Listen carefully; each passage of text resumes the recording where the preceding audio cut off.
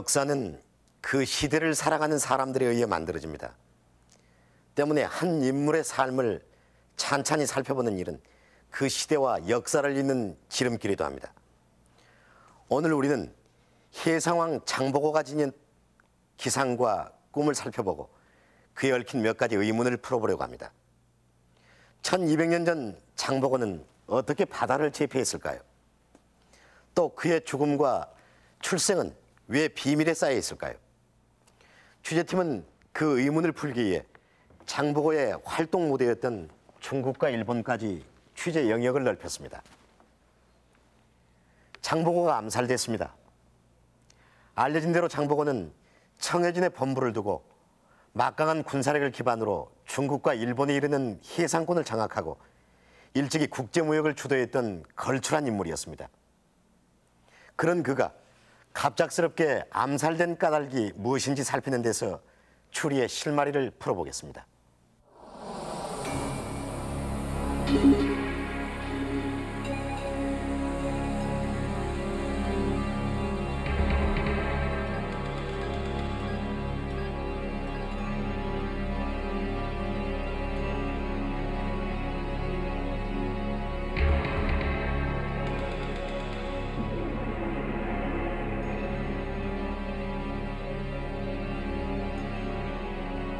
염장이 거짓으로 나라를 배반한 양 청해진에 투항했다.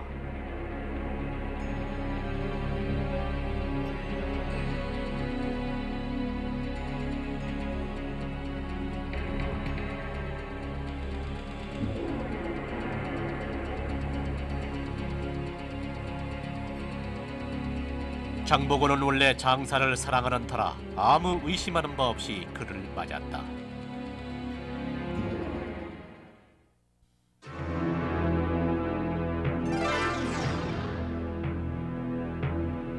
장보고는 염장을 맞아 상객으로 삼고 함께 술을 먹으며 환락을 다하였다.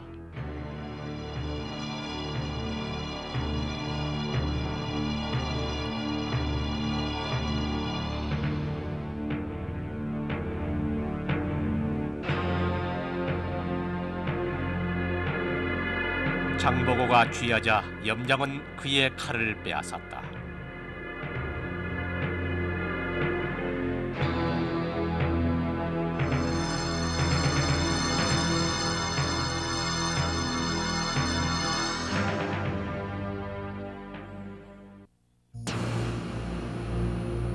염장이 장보고의 목을 베인 후 장보고의 무리를 불러놓고 서류하니 그들은 땅에 엎드려 감히 움직이지 못하였다.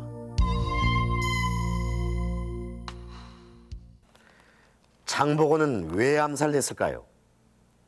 장보고 암살 사건의 배경과 경위를 분석해 보겠습니다. 828년 청해진을 설치하고 국제무역을 통해 커다란 세력을 형성한 장보고는 자이든 타이든 왕이 쟁탈전에 말려듭니다. 바로 835년 흥덕왕이 후손 없이 죽자 그의 동생인 김균정과 조카 재룡 사이에 치열한 왕위 다툼이 벌어집니다. 결국 삼촌 균정을 살해하고 재룡이 희광왕으로 즉위합니다. 이때 균정의 아들인 우징은 위협을 느껴 청해진으로 피신합니다. 여기서 장보고와 김우징의 인연이 시작됩니다. 838년 김명이 반란을 일으켜 희광왕이 죽고 민희왕으로 즉위합니다. 이렇게 왕권을 둘러싼 쟁탈전이 거세지자 청해진에 피신해 있던 김우징도 왕권을 되찾을 기회를 엿봅니다. 김우징은 장보고에게 일종의 혼인동맹을 제안합니다. 장보고와 김우징의 약속은 어떤 것이었을까요? 바로 장보고의 딸을 두고 한 약속이었습니다. 김우징은 장보고에게 자신이 왕권을 되찾을 수 있도록 도와줄 것을 요청하면서 일이 성공하면 자신의 아들과 장보고의 딸을 혼인시키겠다는 조건을 제시합니다. 장보고는 이 제안을 받아들입니다. 장보고는 자신의 친구였던 정련에게 군사 5천을 내줘 김우증을 돕습니다. 그리고 소원대로 김우증은 신무왕으로 즉위하고 결국 장보고는 결정적인 공을 세우게 된 겁니다. 그러나 5달 만에 신무왕은 병사하고 아들 문성왕이 뒤를 잇습니다. 문성왕은 아버지 대신 장보고와의 약속을 지키려 합니다. 그러나 진골 귀족들의 반대에 부딪히게 되고 장보고의 딸을 둘째 왕비로 맡겠다던 약속은 깨지게 됩니다. 출신이 천하다는 이유였습니다. 그러나 일은 여기서 끝나지 않았습니다. 장보고는 왕을 옹립할 만큼 강력한 군사력과 경제력을 갖춘 실세였습니다. 그런 장보고가 딸 문제로 신라 조정에 유감을 갖게 되자 신라 조정으로서는 불편할 수밖에 없었습니다. 전전긍긍하던 신라 조정은 마침내 장보고를 없애버리기로 모의합니다. 장보고의 옛 부하였던 염장을 시켜 거짓으로 항복을 하게 한 다음 암살했던 겁니다. 장보고는 이렇게 권력의 암투 속에서 살해됐습니다. 그리고는 반란을 꾀했다는 거짓 혐의를 쓰고 역사 속으로 사라져야 했습니다. 또 정사라고 불리는 왕조 중심의 역사에서 이런 사실들은 은폐될 수밖에 없었고 이것이 바로 장보고에 관한 사료가 유난히 적은 이유입니다. 장보고는 이렇게 권력의 암투 속에서 살해됐습니다. 그리고는 반란을 꾀했다는 거짓 혐의를 쓰고 역사 속으로 사라져야 했습니다. 또 정사라고 불리는 왕조 중심의 역사에서 이런 사실들은 은폐될 수밖에 없었고 이것이 바로 장보고에 관한 사료가 유난히 적은 이유입니다. 사료를 통해서 장보고를 이해하는 것이 어렵다면 이제 장보고가 활동했던 현장을 직접 찾아보는 것도 그를 아는 한 방법일 겁니다. 당시 장보고는 황해를 둘러싼 중국 동부 연안에서 일본에 이르는 지역에서 이름을 떨치고 있었습니다. 그렇다면 과연 중국엔 어떤 흔적이 남아 있을까요? 취재팀이 그 흔적을 찾아 나섰습니다.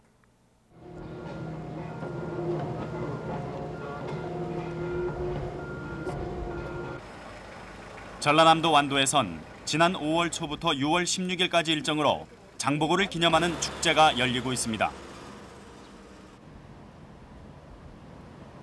이 행사의 일환으로 1200년 전 해상왕 장보고가 오갔던 항로를 돌아보는 해양 탐사가 있었습니다.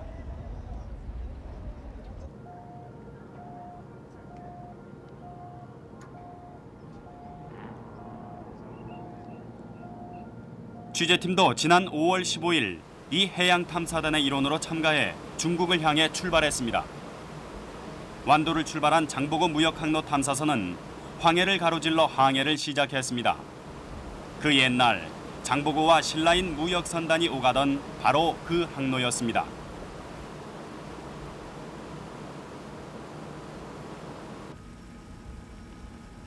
만 24시간 후 취재팀은 산동반도의 석도진 항구에 도착했습니다. 바로 해상무역왕 장보고가 중국 내 교역 활동의 거점으로 삼았던 문등형 적산포입니다. 바위들이 붉은 빛을 띄어서 붙여진 이름이라는 이 적산 중턱에는 819년 장보고가 세웠다는 절이 있습니다. 바로 법화원입니다. 법화원은 845년 당의 회창범난 때 소실됐다가 최근에야 복원됐습니다. 그러나 장보고 활동 당시 이 법화원엔 30-40명에 가까운 승려가 있었고 법회 때는 많게는 200명에서 250명의 신라인이 모였다고 합니다. 또 1년에 500석을 생산하는 전답을 소유하고 있었다고 하니 그 규모를 짐작할 수 있습니다. 이 법화원 앞마당에서 취재팀에겐 전혀 낯설지 않은 큰 맷돌이 먼저 눈에 띄었습니다. 중국에선 볼 수 없는 우리 고유의 빗살무늬 연자방아로 당시 신라인들의 채취를 느낄 수 있습니다. 또 이 절에선 바다에서의 무사 안녕을 보살펴주는 관음상을 모시고 있어서 당시 해상 활동이 활발했던 신라인들의 기원을 엿볼 수 있습니다. 법화원은 집단적인 신앙생활을 통해 신라인들을 결집시키는 공동체였고 그 정신적 구심체로 장보고가 있었던 것입니다. 그런 장보고에 관한 기록은 우리보단 중국에서 쉽게 접할 수 있었습니다. 중국의 대시인 두목의 문집입니다. 두목은 장보고와 동시대를 살았던 인물로 그의 기록은 신빙성이 높다고 할 수 있습니다.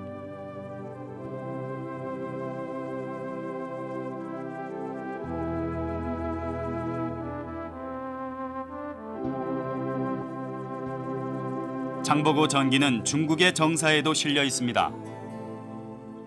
두목이 쓴 장보고 전기를 그대로 옮겨 싣고 있지만 편자는 누가 동쪽에 인물이 없다고 하냐며 평을 덧붙이고 있습니다. 이렇게 당시 장보고는 당나라 역사서에까지 오를 정도로 이름을 떨치고 있었습니다.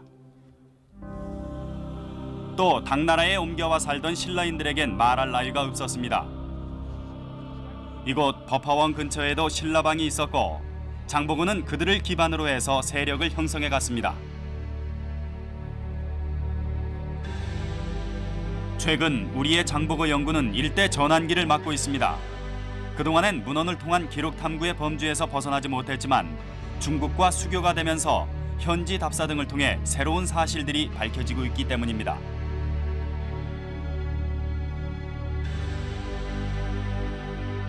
그 중에 하나가 장보고 활동의 기반이 되는 신라방의 분포와 관련된 것입니다.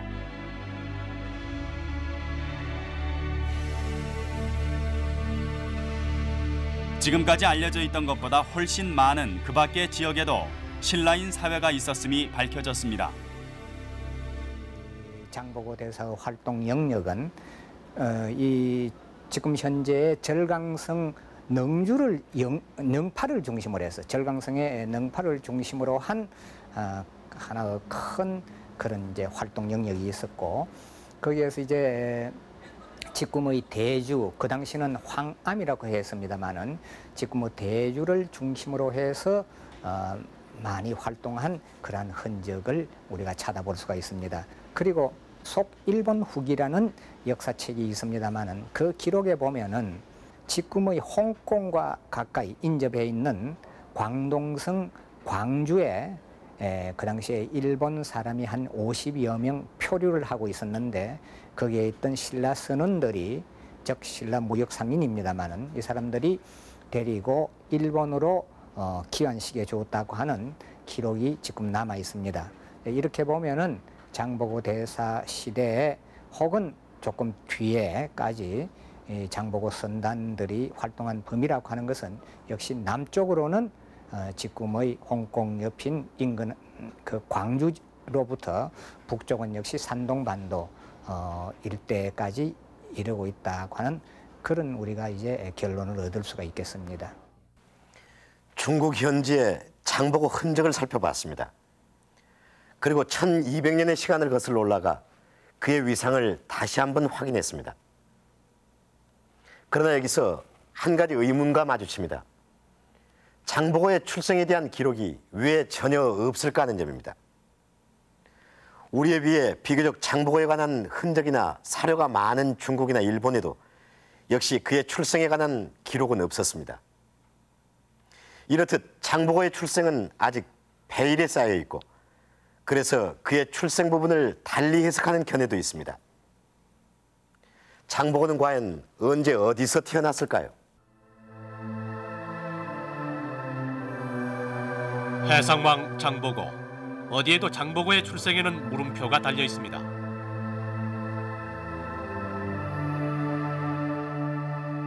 장보고에 관한 우리의 매단되는 기록 중에 하나인 삼국사기에도 그 태어난 고향과 아버지와 할아버지를 알 수 없다고 기록되어 있습니다. 몇 가지 흥미로운 사실도 있습니다. 장보고는 궁복 또는 궁파, 곧 활 잘 쏘는 나이란 뜻으로 불렸고 해도인, 즉 섬사람으로 미천한 신분이었다는 내용입니다. 그것뿐입니다. 삼국사기조차도 대부분 중국이나 일본의 기록을 인용하고 있는 형편입니다. 최근 전문가들은 관련 자료들을 종합해서 장보고가 출생한 때를 790년경으로 추정하고 있을 뿐입니다. 과연 장보고는 언제 어디서 어떻게 태어났을까?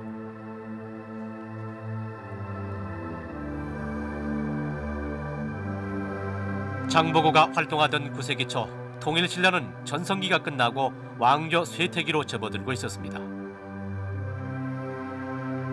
중앙 집권 체제가 약화되면서 유랑민이 발생하는 등 쇠퇴 징후가 뚜렷이 나타나던 시기였습니다. 게다가 814년부터 816년 사이엔 유례없는 홍수와 기근이 계속됐습니다.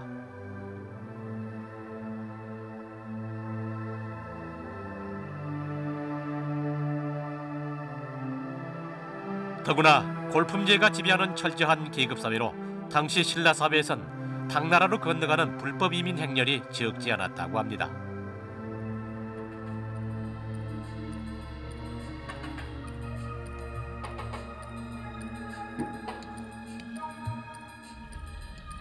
그렇게 자활의 길을 찾아 나선 많은 신라인들, 장보고도 그들 중에 하나였을 수도 있습니다. 단언할 수는 없지만 당시의 시대적 사회적 상황 아래 야망을 가진 하층 계급의 젊은이라면 신분 상승을 위한 돌파구를 찾게 마련이고, 장보고도 그렇지 않을까 하는 것이 지금까지 학계의 지배적인 견해였습니다. 그러나 최근 반론이 제기됐습니다. 장보고는 이때 당나라로 건너간 것이 아니라 이미 오래전부터 당나라에 살고 있던 백제 유민의 후예, 말하자면 재당 효포라는 주장입니다.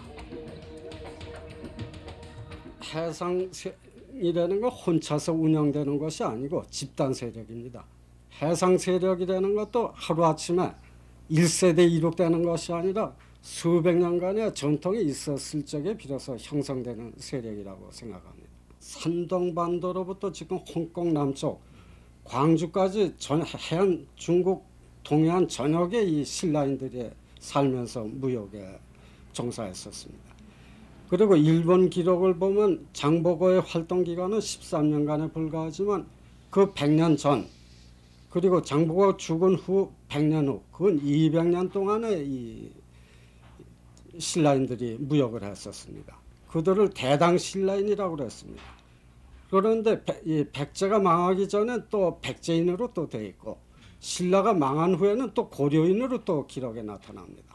이렇게 봤을 적에 이 장보고는 그 당나라 때 살던 이 한반도의 신라인이 아니라 이 재당 신라인의 한 후손으로 봐야 옳지 않겠느냐, 이러한 추론이 가능해집니다. 결국 장보고가 이 무역왕이었다는 것은 무역 세력이 있을 적에 가능한 것이고, 그 무역 세력은 한반도에 있었던 것이 아니라 중국에 있었기 때문에 이 장보고의 출생도 거기에 연결시켜야 될 것으로 생각을 합니다. 현재로선 장보고의 출세에 관한 부분은 의문에 쌓여 있고, 그의 행적에 대한 구체적인 기록은 당나라에서부터 시작되고 있습니다. 그래서 이 견해는 잔잔한 파문을 그리며 논쟁거리가 되고 있습니다. 백제가 신라에 망한 뒤에 중국으로 망명을 떠난 그런 이제 세력이 많이 있었을 겁니다. 그렇지만은 장보고가 중국 태생일 거라고 하는 그러한 그 시사는 전혀 없다고 생각이 듭니다. 역시 한반도 서남해 안에 타도해 이 섬 출신이라는 것이 거의 분명하다고 생각이 듭니다. 나중에 이 장보고가 자기 교역의 본영으로 하필이면 완도를 선택한 것도 그러한 연고지와 관련지어서 생각할 수 있는 것입니다. 이렇듯 출생을 비롯한 장보고에 관한 많은 부분이 밝혀내야 할 숙제로 남아 있습니다. 그러나 어디서나 공통적으로 기록되어 있는 사실은 당시 장보고가 지금의 완도 근처에 청해진을 설치하고 일대의 해적을 소탕했으며 또 무역 활동을 통해 해상 왕국을 건설했다는 점입니다. 그런데 최근 청해진의 위치에 대해 의문이 제기되고 있습니다. 청해진이 있었다는 전라남도 완도군의 한 섬, 지금도 장군섬이라고 불리는 장도를 정용실 아나운서가 찾아가 봤습니다.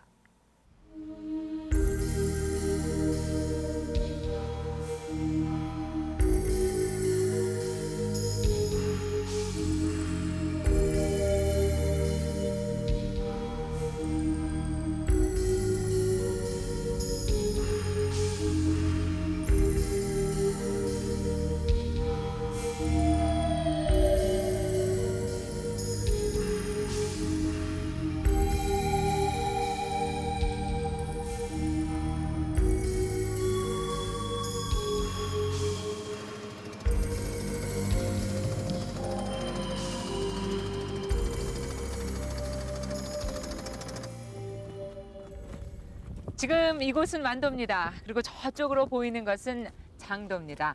이 장도는 완도에 딸린 200여 개의 섬 가운데 하나로 서기 828년 음력 4월에 장보고가 청해진을 설치했다고 하는 곳입니다. 이곳에서부터 바로 저쪽 장도까지는 불과 180여 미터. 그러나 만조 때는 수심이 2미터 정도 되기 때문에 배를 이용해야 건널 수가 있고 지금처럼 물이 다 빠진 후에는 이렇게 걸어서 왕래를 할 수가 있습니다. 그러면 저 섬으로 들어가 보겠습니다. 일단 이곳에 들어서면은 사방을 둘러봐도 수평선이 보이지 않을 정도로 섬이 둘러져 있습니다. 외적이 바다에서 침입해 온다면 철저히 은폐될 수 있는 바다의 요새인 셈입니다. 이곳 장도 바로 앞에 있는 고금도에 군진을 쳤던 충무공 이순신도 이 지역을 호남 제1의 요충이라고 지적했다고 합니다. 이렇듯 장도는 남쪽에는 제주도를, 북쪽으로는 영암, 강진 등 육지를 병풍처럼 두른 군사적인 요충지입니다.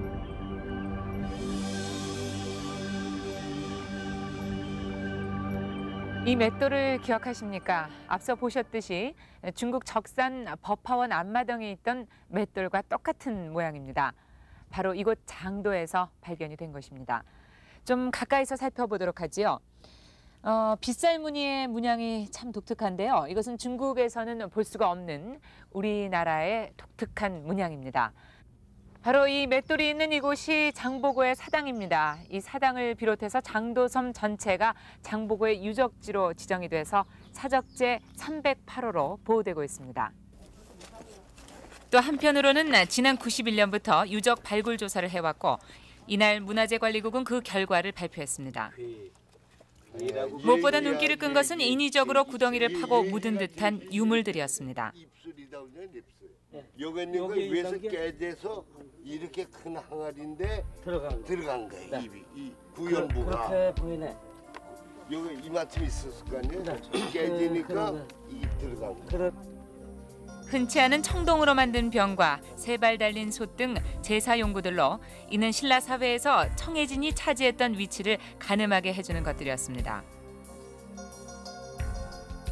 그러니까 이제 그 굉장히 격이 높은 제기들입니다. 이게는 민간인도 아니고 거의 국가급의 것인데 여기 소단이에요. 이게 넘어져 있고 대략 9세기 거로 지금 보는데 그건 모르겠어요. 다시 이게 정리해야 되니까 중요한 그 제기들 요즘 쉽게 얘기하면 예기들이 있습니다. 이게 핵심적인 위치에 뭐 단서가 되지 않겠냐. 또한 청해진에서 국가의 제사인 대사, 중사, 소사 중에서 중사를 치렀다는 삼국사기 기록을 실증적으로 뒷받침하는 것이었습니다. 이외에도 여러 가지 유물과 유적들이 출토됐습니다. 각종 글씨들이 새겨져 있는 명문기와 그중에는 큰 대자나 임금 왕자, 때로는 관청이나 절을 뜻하는 시자 등이 출토가 돼서 이 지역의 성격을 파악하는 데 도움이 될 것으로 보입니다. 지난 6년간의 장도 청해진 유적 발굴 조사 결과를 종합을 하면 장도 전체의 윤곽을 그려볼 수가 있습니다. 드러난 모습을 보면 먼저 토송으로 된 성곽이 둘러져 있고 해안가엔 방어용 목책이 서 있는 모습입니다.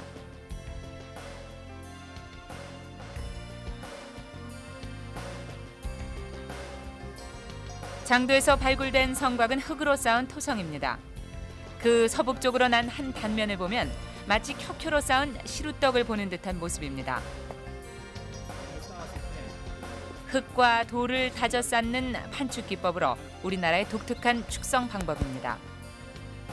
1200년이 지난 오늘까지 단단한 모양을 유지하고 있습니다. 이 성은 그 주변에서 구할 수 있는 그 흙이라든가 그런 돌을 가지고선 저희가 이제 발을 딛고 있는 이 아랫부분에서부터 흙을 한 겹씩 10cm 내지 20cm의 간격으로 차곡차곡 다져 쌓아서 올린 것입니다. 그래서 지금 현재 남아있는 높이로는 2.4m 정도가 되고요. 층수로는 18개 층이 지금 남아 있습니다. 장도 정상에선 커다란 건물터가 발견됐습니다. 꽤 굵은 기둥을 세웠던 흔적이 뚜렷합니다.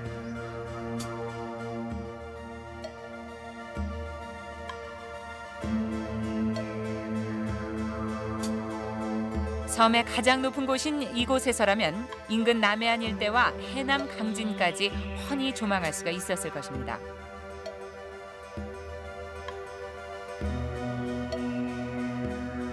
장도 서남쪽 해변에는 300여 미터에 걸쳐서 직경 30-40cm의 원목이 촘촘히 박혀 있습니다.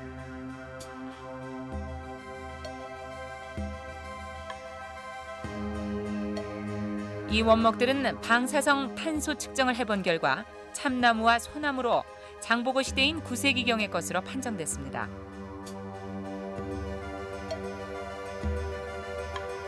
장도 주변을 따라 놓아져서 당시 섬을 방어하는 기능을 했으리라 추정됩니다. 서기 851년 청해진이 없어진 후에 정확히 1145년이 흘렀습니다. 그 천년의 세월 때문인지 91년 이후 만 5년의 발굴 조사에도 불구하고 이 청해진 복원에 필요한 유구가 완벽하게 드러나지 않고 있습니다. 그런데 장도에 대한 한 가지 의문이 더 있습니다. 1만여 군사가 머무는 진이 바로 이곳에 있었다면은 기본적으로 생활에 필요한 식수원, 즉 우물이 있었을 텐데 그 우물터가 아직 발견되지 않고 있다는 것입니다. 우물도 없는 장도에 정말 청해진이 있었을까요? 식수 확보가 어렵다는 점과 함께 장도 청해진설을 의심케 하는 또 한 가지 이유가 있습니다. 당시 청해진은 군사 10,000명이 있었습니다. 그러나 장도의 면적은 불과 38,000평, 10,000명이 살기에는 너무 비좁습니다. 그래서 연구자들은 장도는 청해진의 전진 기지 역할만 있을 뿐이고 청해진의 본영은 따로 있었을 것이라고 주장합니다. 그렇다면 청해진의 본영은 과연 어디에 있었을까요? 과연 청해진의 본영은 어디에 있었을까요? 이곳 장도가 군사적인 전초기지의 역할이었다면 본영은 좀 더 넓고 안전한 곳이었을 것이고 또 그렇다면 바로 완도 쪽이었을 가능성이 높을 것입니다. 이 장도 정상에 올라서면 완도 쪽이 한눈에 내려다 보입니다. 맨 왼쪽으로 보이는 것이 죽청리이고 그리고 가운데로 보이는 것이 장좌리 그리고 맨 오른쪽에 보이는 것이 바로 대야리입니다. 실제로 이곳에서는 이 장보고 관련 유적으로 추정이 되는 것이 많이 있습니다.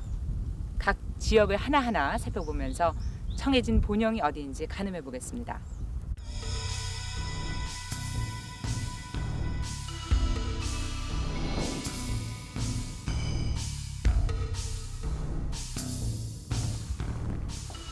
장좌리의 대표적인 장보고 관련 유적 장본의 묘입니다. 장보고와 그의 후손들의 묘라는 이야기가 전해져 오고 있습니다.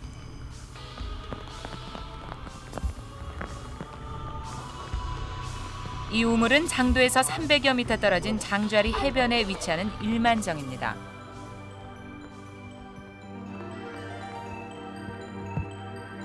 일만 군사가 먹었다는 뜻이 담긴 이 우물은 지금도 식수로 사용을 하는데 수량도 풍부하다고 합니다.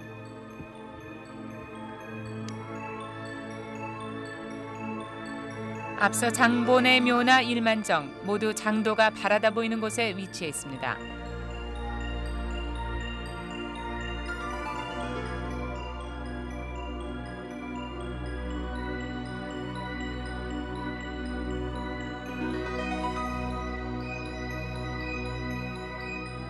죽청리에는 장군밥이라고 불리는 고인돌들이 있습니다. 인위적으로 만든 듯한 느낌이 드는 이 장군바위는 옛날 청해진 시절 장보고와 부하들이 모여 앉아서 회의를 하는 곳이었다고 전해지고 있습니다. 완도 앞바다가 한눈에 내려다 보이는 곳입니다.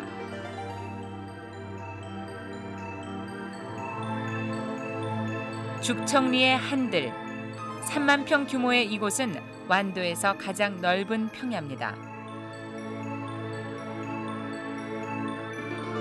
일만의 군사가 먹을 만한 식량을 충당할 수 있는 논밭은 이곳밖에 없고 그렇기 때문에 이곳엔 청해진 본영이 있었으리라 유추해 볼 수 있습니다.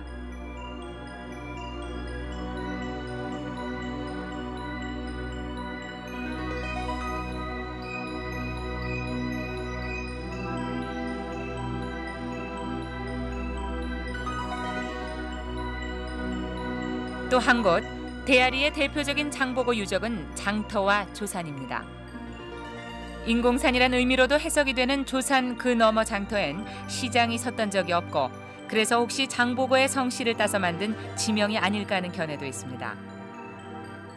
바로 그 조산이라고 하는 지명은 어디서든지 만들었다 하는 뜻입니다. 그런데 거기 만들었다고 하는 이 토성 흔적이 있습니다. 그래서 마치 그것이 바다로부터 운이 가기 좋게 만들어져 있고, 두 번째는 바로 장도라고 하는 초소를 내려다볼 수 있는 아주 중요한 목입니다. 그래서 어떤 터를 찾을 때는 단순한 기록 중심이 아니라 지형 지물을 현장에서 확인해야 된다. 저는 그런 소신 때문이죠.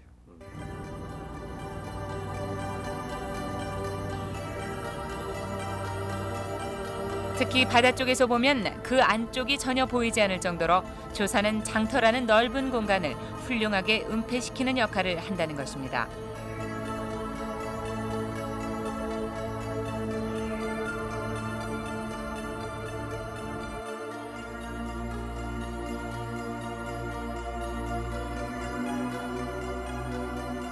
조선시대 비문에서 청해진이라는 명칭은 조선시대까지 사용했다는 것은 알 수가 있었습니다.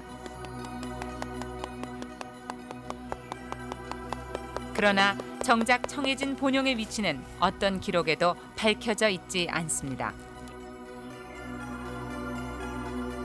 아직 청해진 본용의 위치는 논란이 되고 있습니다. 그러나 200여 개의 섬으로 이루어진 이 완도 일대가 군사적인 요충지였고 죽청리, 장좌리, 대아리 일대가 바로 장보고의 근거지였다는 데는 논란의 여지가 없습니다. 그리고 1만여 군사가 있었다면은 이 완도 전역이 장보고와 청해진의 군진이었다 해도 무리가 없을 것입니다. 청해진, 바로 장보고가 이룩했던 그 해상왕국은 어쩌면 지금 우리가 생각하는 것보다 훨씬 더 큰 규모였는지도 모릅니다. 이렇게 군사적 요충지인 한반도 남해안 일대에 자리했던 청해진. 장보고는 이 청해진을 기반으로 일대를 평정하고 해상의 질서를 장악했습니다. 뿐만 아니라 청해진은 또 다른 성격을 가진 중요한 거점이었습니다. 청해진은 당나라 그리고 일본을 잇는 해상무역 활동의 중간 교두보로 장보고 해상활동의 번거지였던 겁니다. 그렇다면 장보고는 무엇을 어떻게 팔았을까요? 장보고의 활동이 한창이었던 840년, 한 일본인 승려가 장보고에게 보낸 편지로부터 이 의문을 풀어보겠습니다.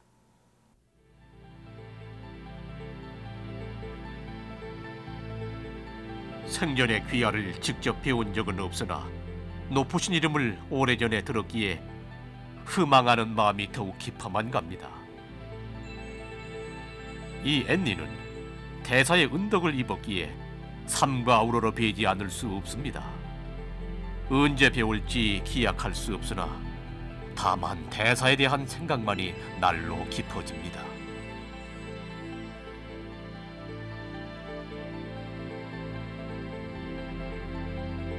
장보고에게 이렇게 최대한의 겸손과 예의로 편지를 보낸 사람은 일본승 앤닌으로 후에 일본 천태종의 3대 좌주에 오른 사람입니다.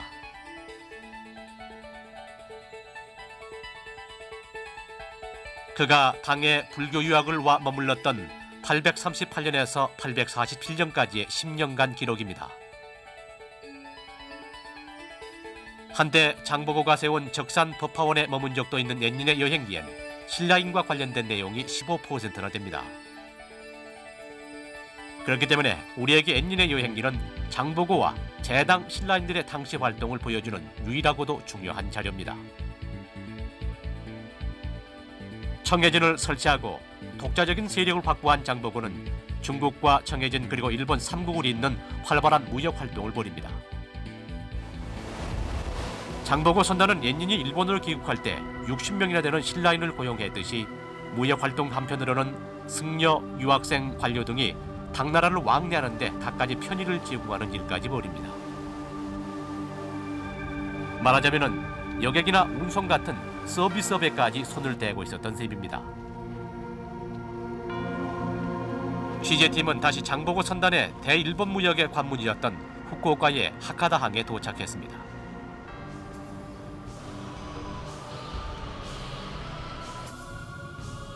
후쿠오카시에 있는 홍로가는 당시 무역 사절들을 영접하는 것으로 요즘의 영빈관이었습니다. 즉 선진 문명이 제일 먼저 들어오는 것이었습니다. 당나라와 통일신라의 교육품들이 장보고 선단에 의해서 학가당에 도착되면 이 교육품들은 이곳 홍로관으로 들여와서 선보였다고 합니다.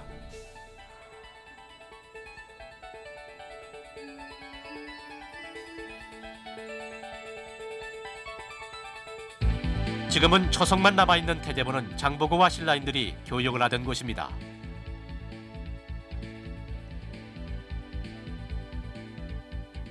그런 사실은 일본의 역사서인 속일본 후기에도 기록돼 있습니다.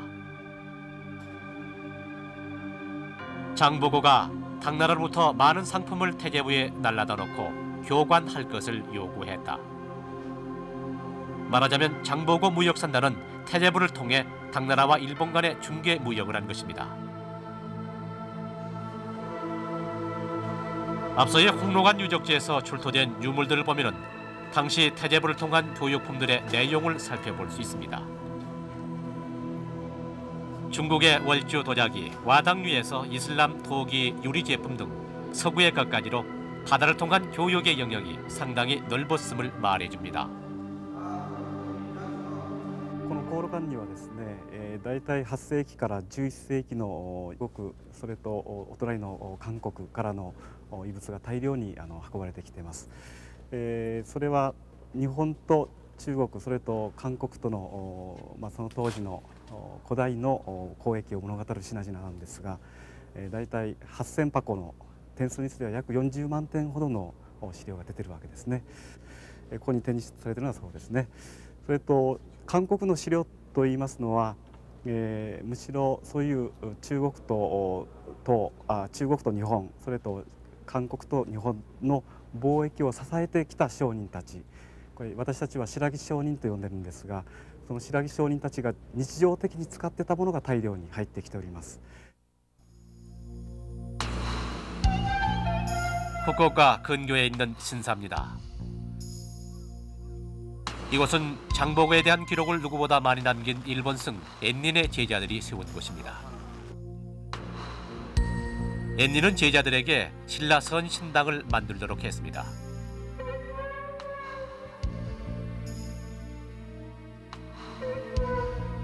물론 이곳에선 제1신으로 신라신을 모시고 있습니다.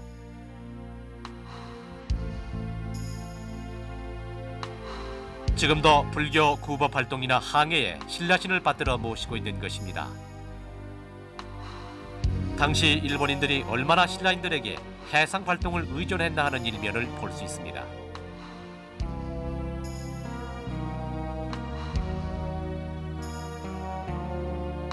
또 한편으론 당시 해상 활동을 독점하고 있던 신라인들의 기술과 능력을 미루어 짐작할 수 있습니다.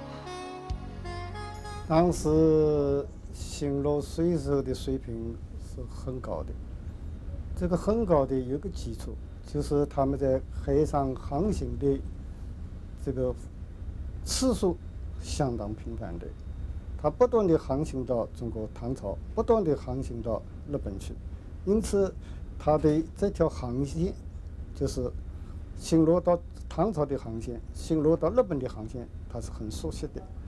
比如在日本的书里面就记到一个日本雇佣新罗水手，他看海水的颜色的变化，可以知道已经过了什么地方，要到什么地方去了。这不能不是一种高水平的表现。 바다를 다스리는 지혜와 기술, 이것이 바로 장보고 무역상사의 비법이었습니다. 장보고는 이를 바탕으로 바닷길을 장악하고 청해진을 국제무역의 최전선으로 해서 해상 왕국을 세웠던 겁니다. 그러나 장보고는 이런 큰 세력을 이루는 대신 자신의 죽음을 앞당기게 됩니다. 완도에는 장보고의 묘라고 전해지는 특이한 형태의 무덤이 있습니다. 바로 목이 잘려 죽은 장보고의 시신이 묻힌 곳이라 해서 묘에도 목이 없다는 전설이 함께 전해지고 있습니다.